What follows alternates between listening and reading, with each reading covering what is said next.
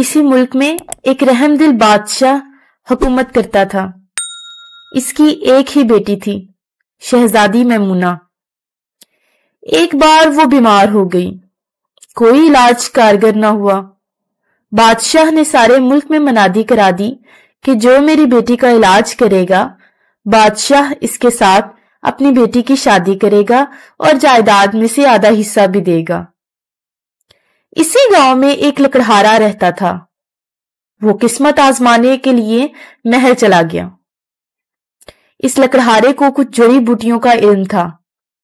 اس نے بادشاہ سے کہا کہ وہ شہزادی کا علاج کر دے گا، مگر اس کے بدلے اسے بادشاہ کی جائیداد نہیں چاہیے، وہ صرف شہزادی کو اپنی جھونپڑی میں ہی رکھے گا۔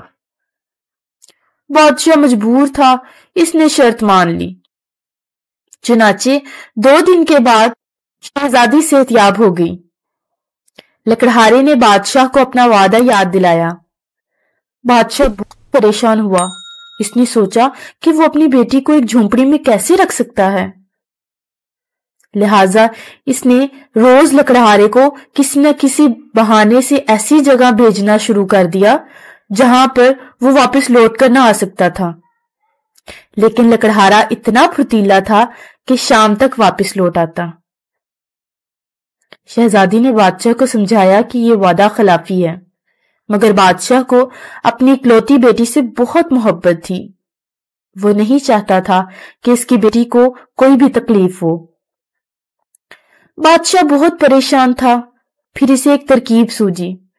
اس نے لکڑہارے سے کہا کہ جاؤ سمندر کی تہہ سے جو ہیرے ہیں وہ لے کر آؤ۔ لکڑہارا گیا تو بادشاہ نے شہزادی کا فرضی جنازہ تیار کروا دیا تاکہ لکڑہارے کو یہ کہہ کر ٹال دیا جائے کہ شہزادی مر گئی اور اسی کے علاج سے مری۔ لکڑہارا مایوس ہو کر خود ہی ملک چھوڑ دے گا۔ لکڑہارا پانی میں تیرنا بھی جانتا تھا۔ اس نے چند ہی دنوں میں سمندر کی تہہ سے ہیرے نکال لیے اور محل کی طرف چل پڑا۔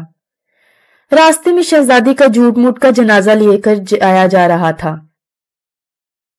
لکڑہارے نے لوگوں سے پوچھا کہ کون فوت ہوا، تو اسے بتایا گیا کہ یہ شہزادی میمونہ کا جنازہ ہے۔ وہ ہیرے پھینک کر اس کی جانب چل پڑا جہاں جنازہ جا رہا تھا، لیکن اسے پہنچنے میں دیر ہوئی۔ قبرستان پہنچا تو پتہ چلا کہ شہزادی کو دفنایا جا چکا ہے۔ بادشاہ نے دراصل شہزادی کو قبرستان کے قریب ایک جھونپڑی میں رکھا ہوا تھا۔ شہزادی کی دیکھ بھال کے لیے ایک بوڑھی ملازمہ بھی تھی۔ رات ہوئی تو شہزادی سو گئی۔ آدھی رات کو قریبی جنگل سے ایک بھیڑیا نکل آیا۔ اس نے آتے شہزادی پر حملہ کر دیا۔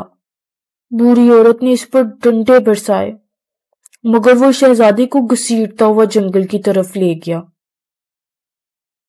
صبح بادشاہ کو خبر ملی تو اس کے حکم پر سپاہیوں نے سارا جنگل چھان مارا، مگر بادشاہ کو کہیں سے بھی شہزادی نہ ملی۔ کہیں کہیں بھیڑیے کے پیروں کے نشان ملے۔ سب نے یہی کہا کہ جنگلی جانور شہزادی کو کھا چکے ہوں گے۔ بادشاہ بہت پچھتایا کہ اس نے اپنی بیٹی کو غربت کی زندگی سے بچانے کی کوشش میں موت کے منہ میں ڈال دیا، لیکن دراصل شہزادی مری نہیں تھی۔ جب بھیڑیا اسے کھینچتا ہوا لے جا رہا تھا تو راستے میں لکڑہارے نے دیکھ لیا۔ اس نے شہزادی کو بھیڑیے سے بچایا۔ بھیڑیا جنگل کی طرف بھاگ گیا۔ پہلے تو لکڑہارا سمجھا کہ یہ شہزادی کی لاش ہے، لیکن جب اس نے نبض دیکھی تو اسے احساس ہوا کہ شہزادی تو زندہ ہے۔ وہ شہزادی کو اپنی جھونپڑی میں لے آیا، اس کا علاج کیا۔ شہزادی 1 دن تک بے ہوش رہی۔ جیسے ہی اسے ہوش آیا، لکڑہارا اسے لے کر محل پہنچا۔ بادشاہ اپنی بیٹی کو زندہ سلامت دیکھ کر بہت خوش ہوا۔ اسے شرمندگی بھی تھی کہ جس لکڑہارے سے اس نے وعدہ خلافی کی، آج اس نے دوسری بار شہزادی کی جان بچائی۔ اس نے لکڑہارے سے اپنی غلطی کی معافی مانگی اور کہا، میں تو سمجھتا تھا کہ میری بیٹی کو اس محل میں ہی خوشیاں مل سکتی ہیں، لیکن تم نے اپنی جھونپڑی میں اس کی جان بچا کر ثابت کر دیا کہ خوشیاں کبھی دولت سے نہیں خریدی جا سکتی۔ پھر بادشاہ نے لکڑہارے کی شادی شہزادی سے کرا دی اور شہزادی کی خواہش پر اپنی جائیداد کا آدھا حصہ غریبوں میں تقسیم کر دیا۔